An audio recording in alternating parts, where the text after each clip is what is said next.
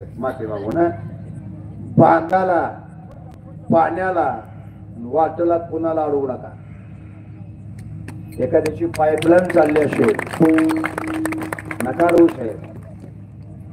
एखाद्याला पाण्याची पाईपलाईन ऐका त्याचा फायदाही सांगतो. माझं रान उजनीच्या कॅनालच्या 500 फुटावर आहे.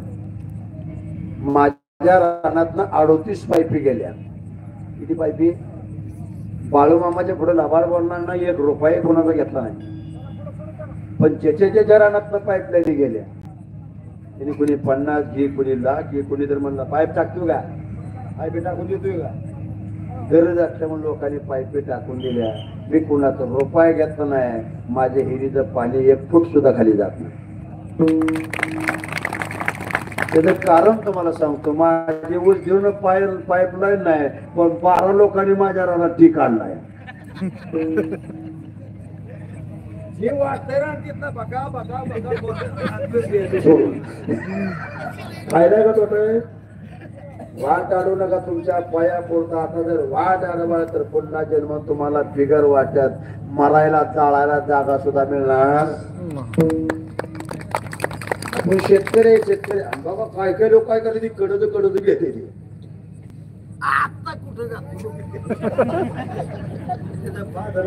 त्याला लाखा देखायला लागते. त्याचं तू जर असं घेतलं तुझं फोकाटच जाईल. बोला पाणी आणि वाट अडवू नका.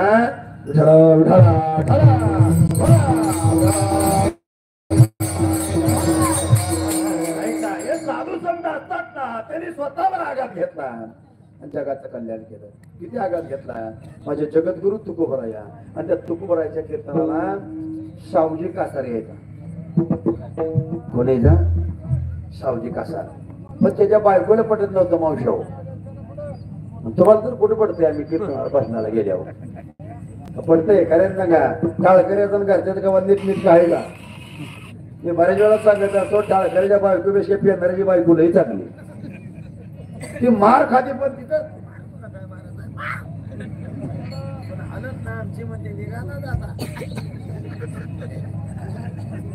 या नाही दुसरं नाही शिवाय. पण हे जर 500-500 घरला नेलं उद्या आहे का कुठे.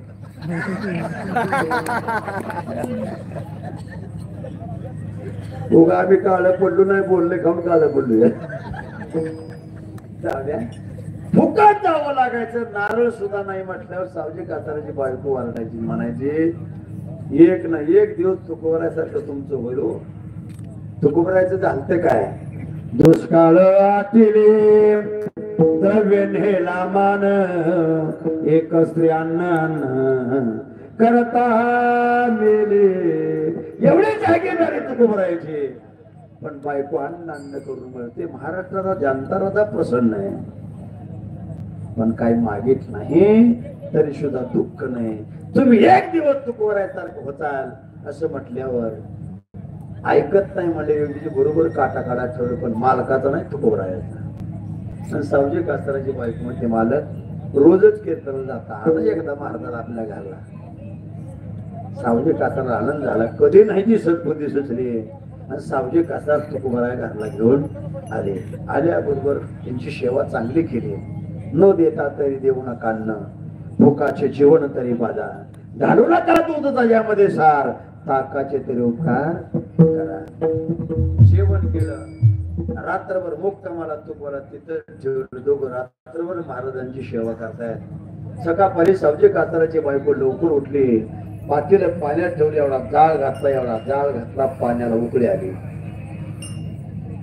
सावजी कासार गेला. पातेल उतरणार. सावजी कासारावर बायको म्हणते पातेल उतरू नका, थांबा. काय महाराजांना आंघोळ घालायचंय पण त्याला अंगाला लावायला उठलं नाही. साबण नाही घेऊन या. बायकोर विश्वास टाकला. पण विश्वास घातकी बायको निघाली.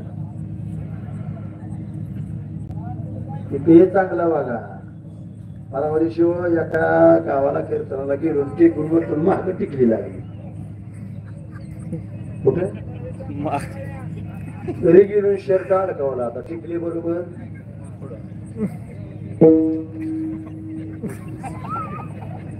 कीर्तन करा येण्याच्या कीर्तन करा बायकोची सोच नसेल.